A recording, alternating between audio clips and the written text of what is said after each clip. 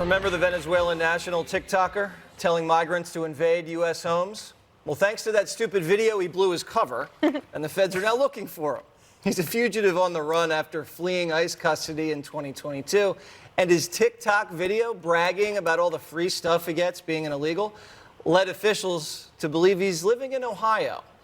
Now, he's not the only immigrant coming to the U.S. looking for free handouts that liberal cities are shelling out big time.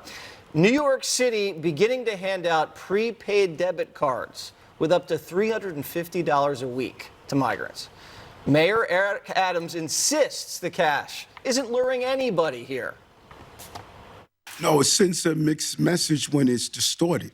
I'm not hearing from my colleagues down in Ecuador, Colombia, Mexico, that, hey, everybody's running to New York because they're going to get a food card. I'm not hearing that. That's not what I'm hearing from them. So, Dana, is he saying that no one south of the border has any idea what happens the minute you cross? I mean, it's ludicrous because we know that that's not true. We see it.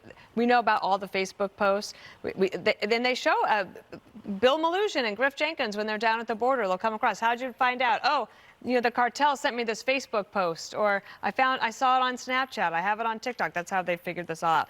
I've been skeptical about this guy. Yeah. Because I feel like he's just straight out of Central Casting. Yeah. Like, is he a fake? Is this an actor? Mm-hmm. Because it seems like you would find him in a South Park episode. Yeah. It's like a conservative fever dream. You have this guy coming across the border, then he's crying because he's going to get kicked out because they found him. We saw the other day when the bridge collapsed in Baltimore that many of the people that were working on the bridge that died were immigrants. Okay, they're working hard. They're working in the middle of the night. We are for legal immigration. I don't know what all of their status was, but clearly they were willing to do the work. What we're asking for is help us all figure out, like all together, let's get a process in place where it's legal, where you can deal with the fact that there are people who have already been in line for many years and they're furious that all of this has erupted into chaos. And instead of it being the land of the free, they think it's the land of the free housing and lunch. And guys like this that brag about getting freebies, it ruins it for every immigrant waiting in line. Well, it raises an interesting point. How is this behavior not viewed as xenophobic? If I would burst into a country and I mock their laws and their customs, I'd be called the ugly American. I would be called just another xenophobe. And yet here, illegals get a hall pass. And if we complain about it, we're still xenophobic.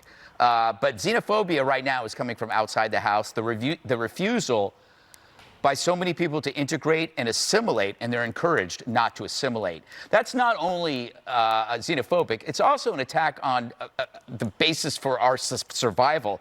America is we're successful because we put aside the differences. We didn't celebrate the differences. We achieved success through the reciprocity of something called capitalism. And what we're doing is we're bringing people in and then just saying, you don't have to assimilate. Modern migration is coordinated.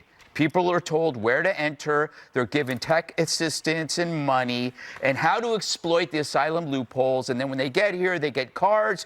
And they're being told by this fella how to get into a house. Of course, the house is not a super rich house because you don't want to piss off the libs.